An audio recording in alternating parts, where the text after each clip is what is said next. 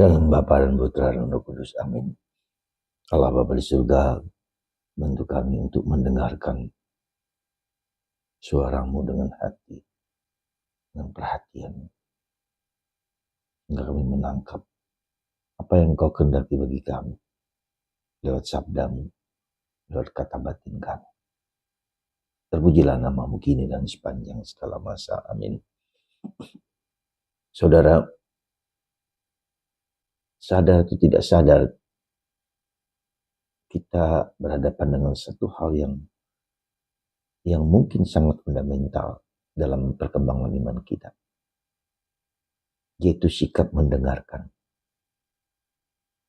Mendengarkan dengan hati, mendengarkan dengan perhatian, mendengarkan dengan sungguh-sungguh, supaya kita menangkap apa yang menjadi sabda Tuhan yang berbicara kepada kita.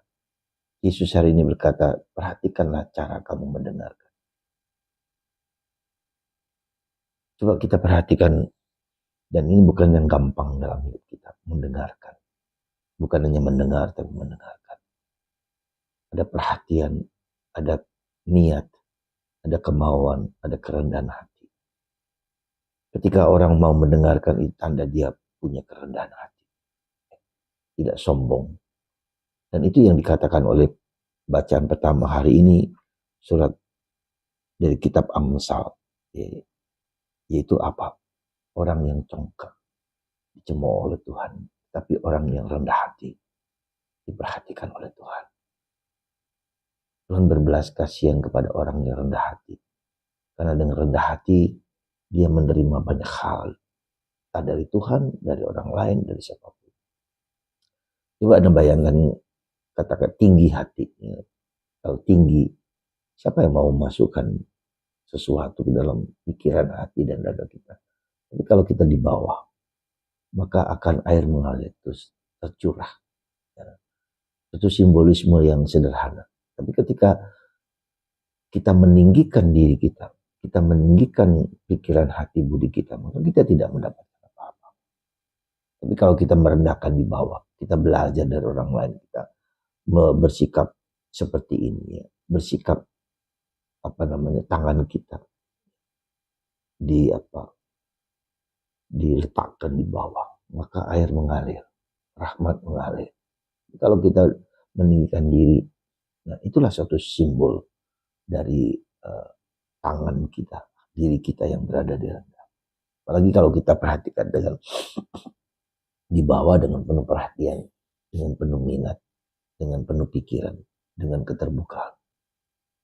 Dan itulah sikap yang dengan demikian iman itu, katakan oleh Paulus juga, bermula dari pendengaran.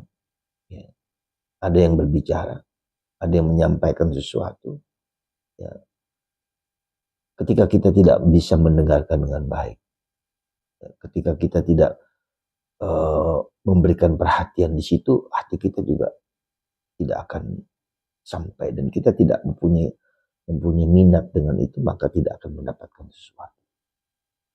Ya, dan itu bisa kita lihat dari cara orang memperhatikan, ya, cara orang memperhatikan sesuatu.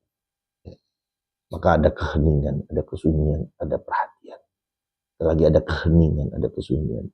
Dan sikap batin, sikap pikiran, sikap badan kita juga tampak. Ketika orang gelisah, ketika orang matanya blank gitu, kosong, dia nggak akan mendapatkan sesuatu. Dan itu bisa kita lihat ketika kita berbicara dengan orang lain.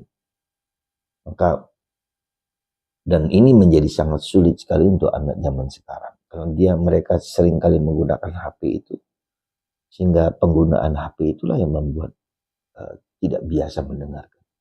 Harus berulang-ulang disampaikan, harus berulang-ulang dikatakan, diulang-ulang, sehingga mereka memiliki perhatian. Karena dunia pikiran, bayangan, fantasi mereka, pikiran kita pikiran orang melayang kemana-mana, dia tidak menangkap. Meskipun mereka mengatakan ya, meskipun mereka mengatakan mau, tetapi harus diulang lagi. Nah, demikian dalam relasi kita dengan manusia, apalagi dengan Tuhan. Maka dibutuhkan keheningan, dibutuhkan diam, dibutuhkan refleksi, dibutuhkan introspeksi, dibutuhkan mendengarkan.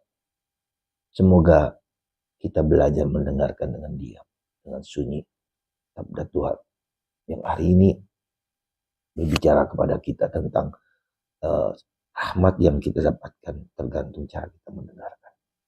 Semoga hati, budi, pikiran kita semakin tumbuh semangat mendengarkan. Berkat Tuhan atas Anda semua, Bapa, Putra, dan Roh Kudus. Amin.